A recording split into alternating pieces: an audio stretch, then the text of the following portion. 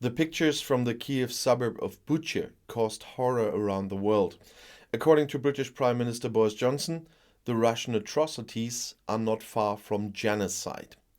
The international community will therefore impose new sanctions now. And British Prime Minister Boris Johnson has linked the atrocities allegedly carried out by the Russian soldiers in the Ukrainian town of Bucha to genocide. He said, "The exposure of what Putin did in Ukraine looks to me like it's not far from genocide," and he said that to Sky News on Wednesday. The international community will once again join forces to impose further sanctions and penalties on the government of the Russian president. Boris Johnson has also appealed to the Russian people to go in search of the truth about the Ukraine war. The Russians are being deliberately kept in the dark about the invasion, Johnson said in a video message, because Kremlin boss Vladimir Putin knows that if you could see what is happening there, you would not support his war, he said. Russian authorities would hide the truth about disgusting killings of civilians and other crimes. The atrocities would betray the confidence of every Russian mother who proudly waves to her son as he heads off to join the military. Russian citizens only need a private internet connection to get independent information from around the world. I guess he means VPN or something. They should find out the truth about a war that's an eyesore on Russians' honor. He then switched from English to Russian and stated, "Your president is accused of committing war crimes, but I can't believe he's acting on your behalf." Since the weekend, images have caused horror around the world, showing corpses on the streets of the city of Bucha, not far from Kiev. Around 330 dead people have reportedly been recovered so far, and there were mass graves as well. From the Ukrainian government's point of view, they are proof of the targeted killing of civilians and thus of war crimes. Moscow denies this and speaks of falsification, but without submitting any evidence, as usual. Atrocities had previously been reported from the Ukrainian city of Irpin as well. The British government has imposed further sanctions on Russian companies and individuals. As the foreign minister announced in London on Wednesday, the capital of Russia's largest financial institution, Sberbank, and the Credit Bank of Moscow in Great Britain will be frozen. British investments in Russia are to be banned. The government also reiterated plans to phase out imports of Russian coal and oil by the end of the year. An import stop for gas from Russia should follow as soon as possible, the statement said. Iron and steel products from the country are also to be subject to an import ban. According to this, plant parts for oil refineries and catalysts may no longer be exported to Russia.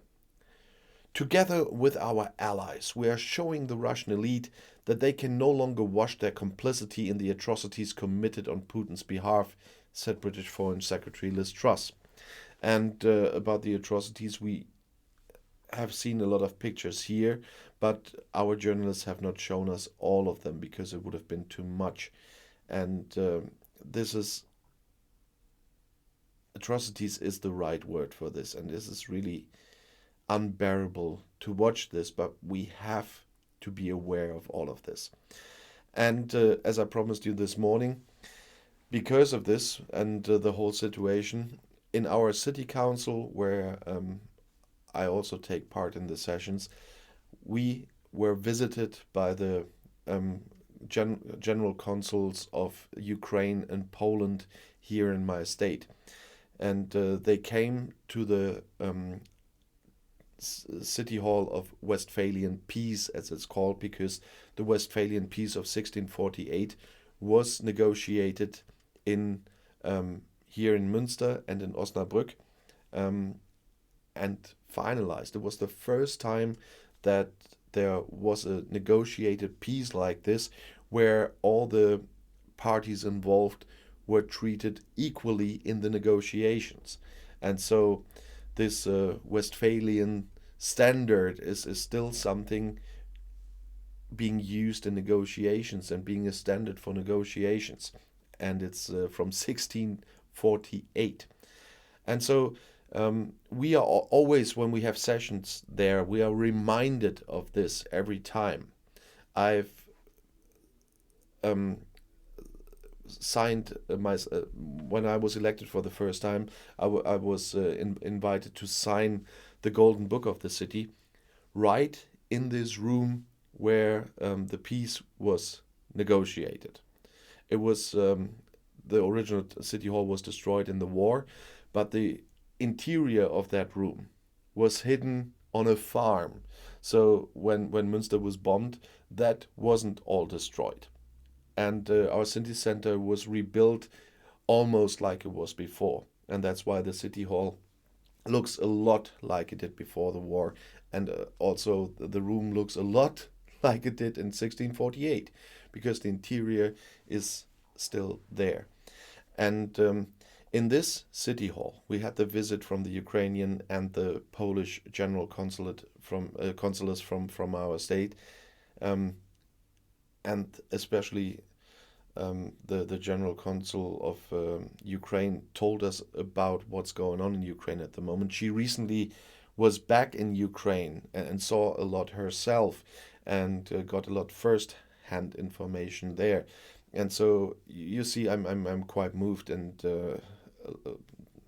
not very straightforward with what I'm talking about, but I think it's important that you see what emotions came with her speech on Wednesday in our city hall, and we took a lot of time for this. It was not like the Bundestag where I was really angry when I saw this. Zelensky was holding a speech, and then they just continued with their normal schedule. No, we didn't.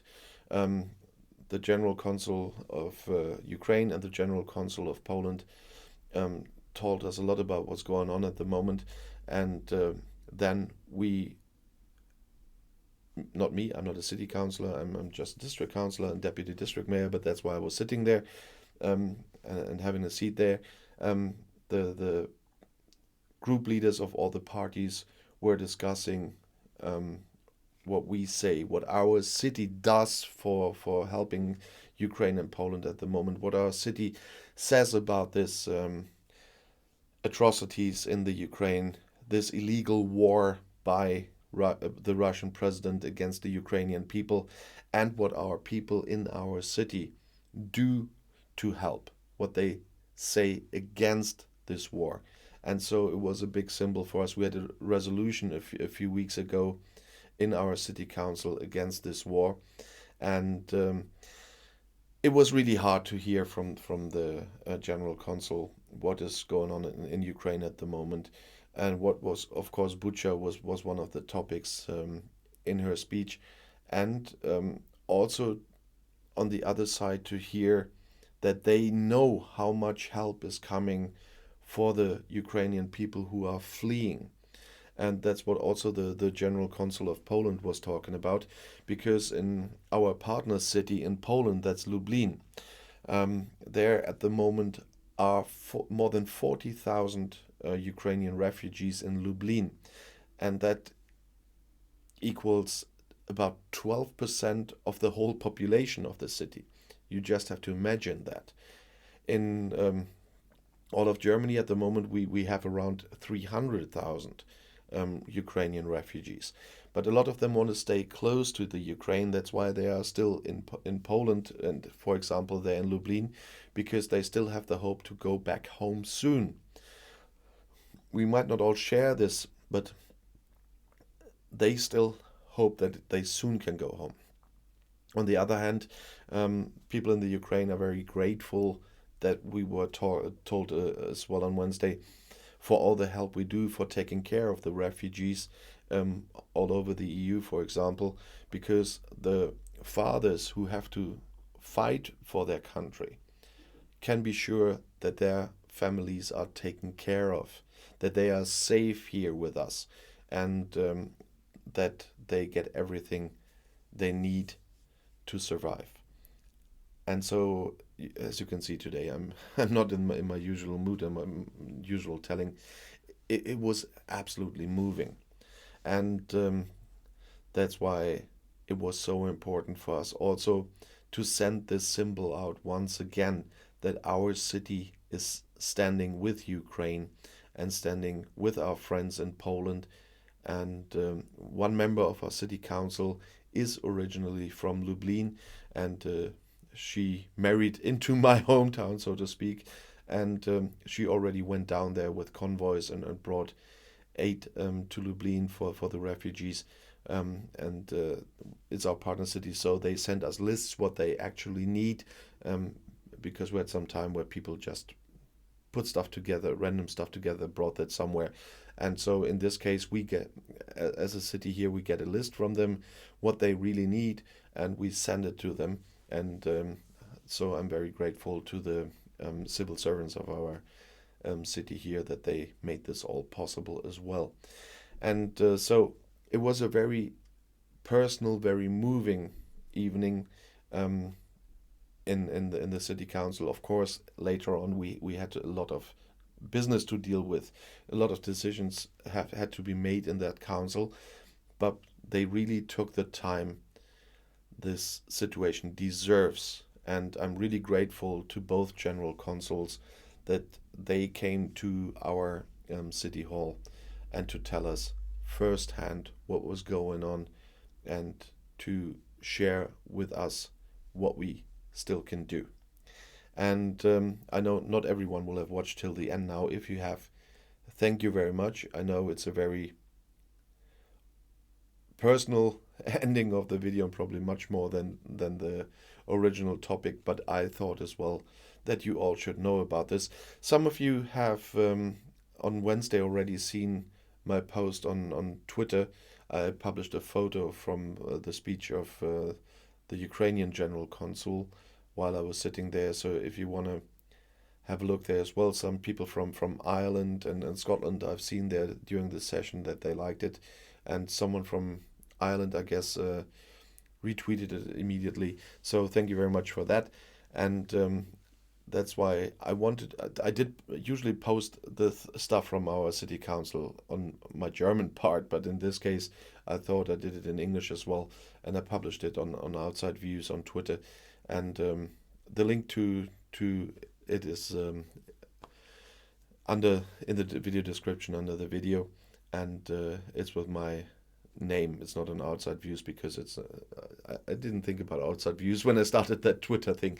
And it's named Outside Views, but the @ blah blah blah is my name. So have a look in the video description if you want to have a look on Twitter, if you don't follow me there yet. But there you can see already the interior of the normal council chambers. It is like it was in old times as well. So where she was standing was very historical, and just have a look on Twitter as well, and have a look there for the photo. And I thank everyone who stands with Ukraine. We all will have to do that for quite a long time, I'm afraid, and I'll keep you posted on what's going on.